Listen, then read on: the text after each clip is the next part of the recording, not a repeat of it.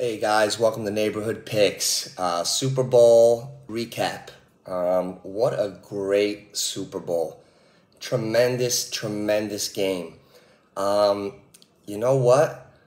I mean, let me just preface everything I'm about to say, because when I'm bad, and I'll be the first to say it.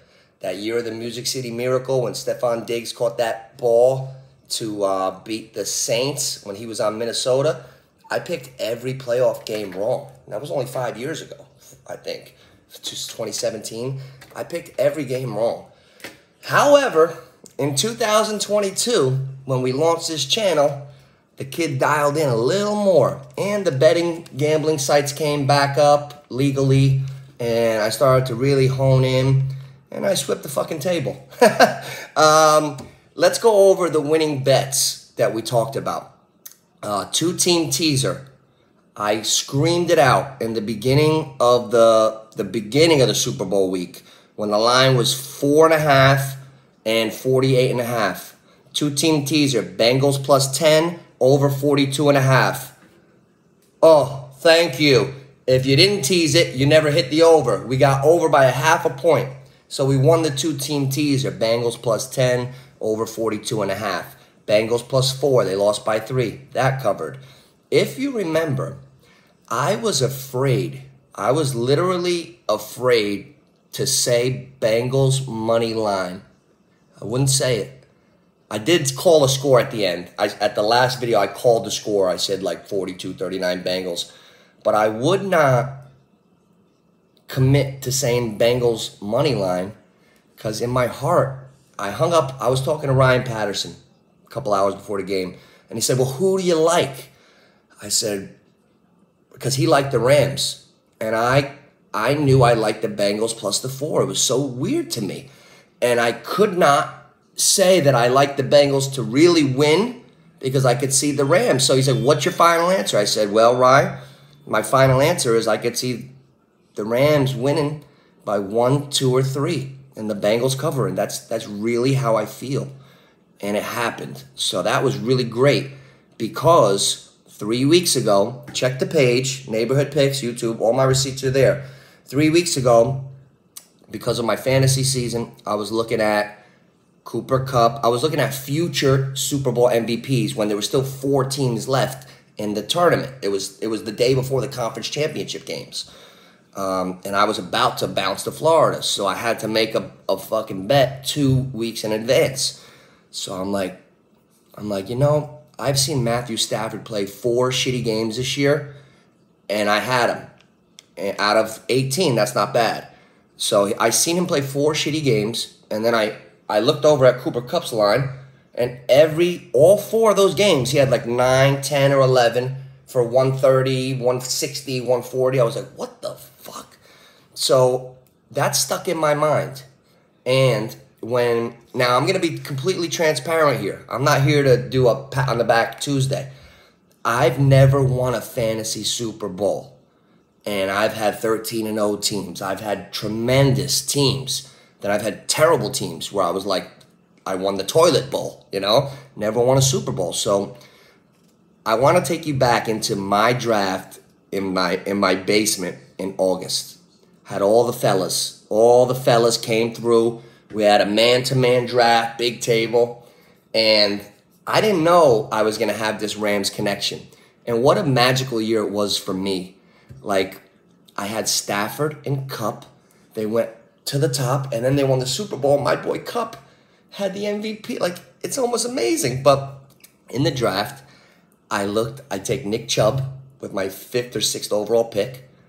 Then on the comeback, or on the double up, whatever you call it, I took DK Metcalf. So I had Chubb and Metcalf. And then coming back, they're like, all right, Newt, you're up. So I read into the experts minimally, but I like to go with my own brain because I feel like I can evaluate talent as good as anyone out there. I really believe that. So take it how you want it. I have confidence in myself, and that should be a good thing. And I encourage everybody else out here to have confidence in yourself. You get more done like that. Believe in yourself. So I knew what I saw.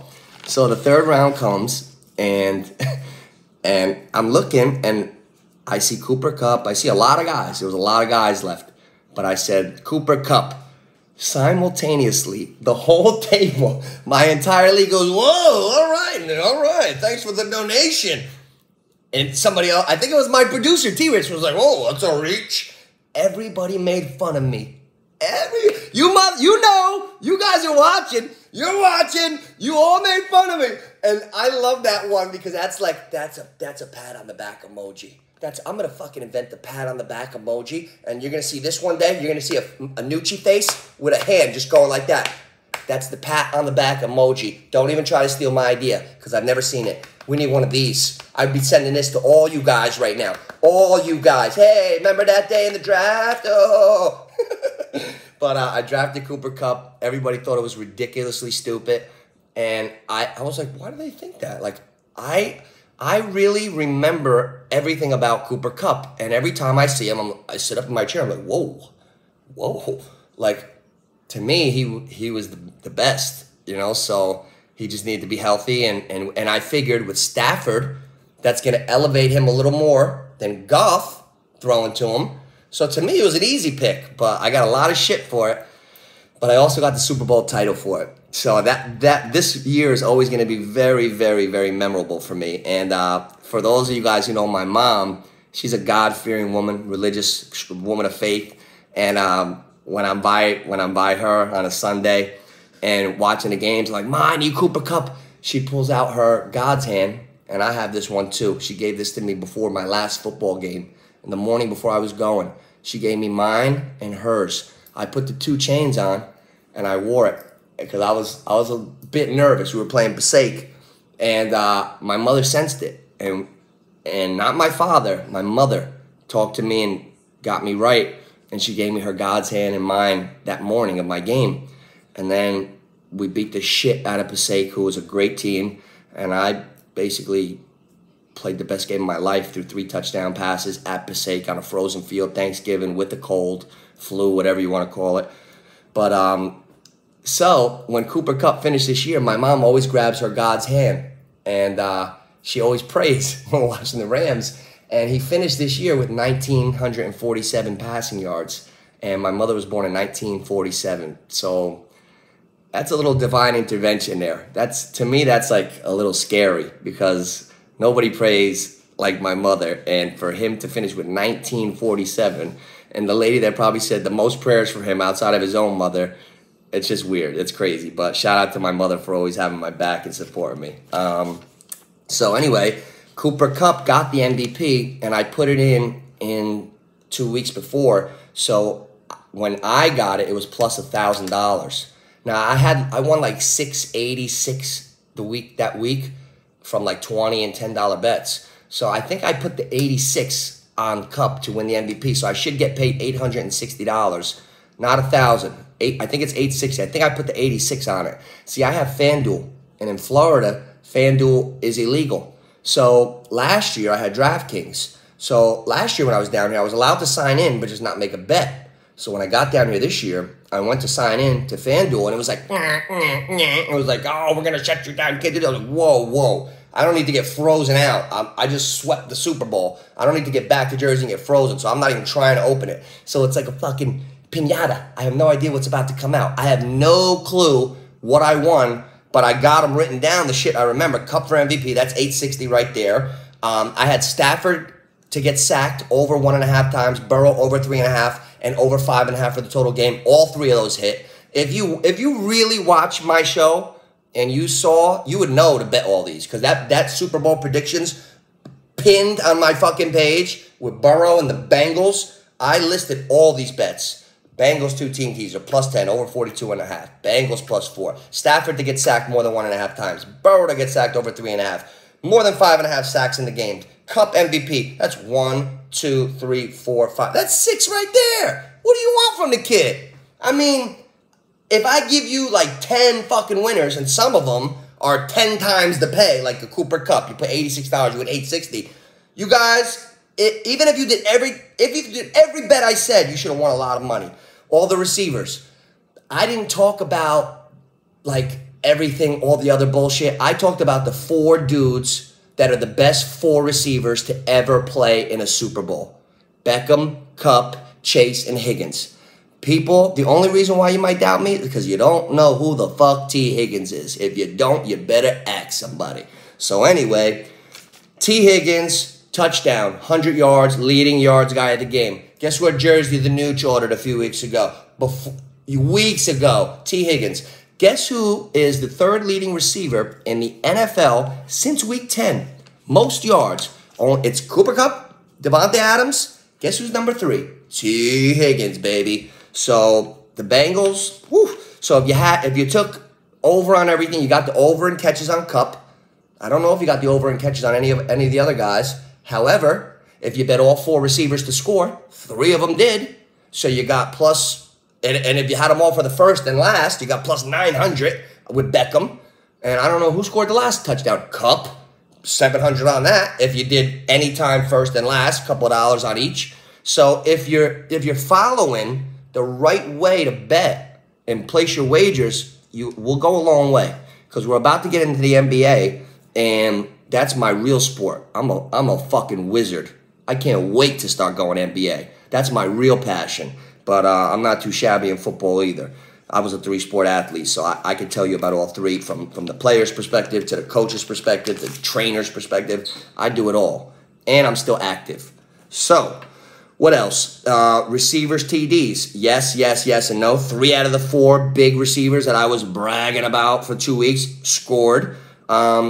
I wouldn't say Bengals money line. So I know Lee, my man Lee, I love you, Lee. I know you were busting my chops, but I know I made that prediction. So you're right, and I'm glad you keep me on your toes. I need that. I need honesty, and I'm a real man. So I do admit that I did make that prediction. But as far as the bets were to put your money down, I just couldn't say Bengals money line.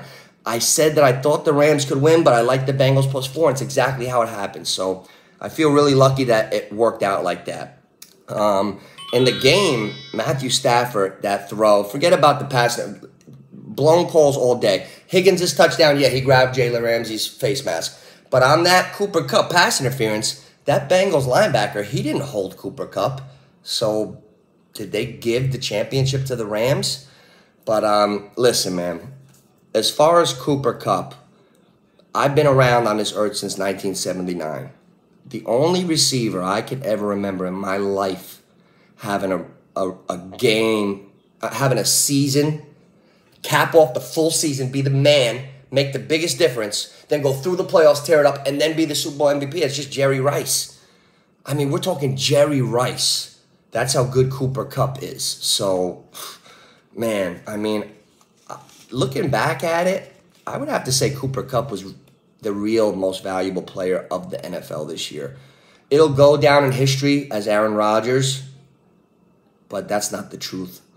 The most valuable player in the NFL by far this year was Cooper Kupp. The whole arena knew he was getting the ball in the end, and nobody could stop him. He'll leave your jock over there, your shoes over there. They can't cover him. He's the best. He's number one. They don't want to give it to him on the TV. Well, he's one of the best, but I still got Davante Adams. Davante Adams has always had Rodgers. This guy's had a fucking pretty good quarterback who's not on Rodgers' level for 1 year.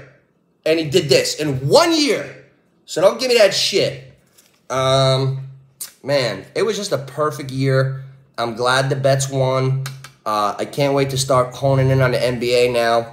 We got big fights coming up, boy. Woo! I'm not going to do this Saturday, because it's on ESPN+, but March 5th, we got Masvidal and Covington. I'm broadcasting that one live. That's going to be tremendous. But February 24th, all you boxing fans, my personal friend, he's going to be the next heavyweight champion of the world, okay? His name is Sonny Canto. He's an Italian kid from South Philly. But it ain't no fucking white hype, I'll tell you that. So he's knocking motherfuckers out every fight. He's about 10-11-0, 10 knockouts, maybe all 11 knockouts. He's 6'5", 230, 235 with the speed of a middleweight. He's got coordination. He's got that snap in his punch. he's a fucking beast, and couldn't be more of a humble guy. I love the kid. He's a friend for life. And Sonny, if you see this, I'll see you down at the fights in Philly. Go get him. All right, Paisan? Neighborhood picks. I'll be talking to you guys real soon. Peace.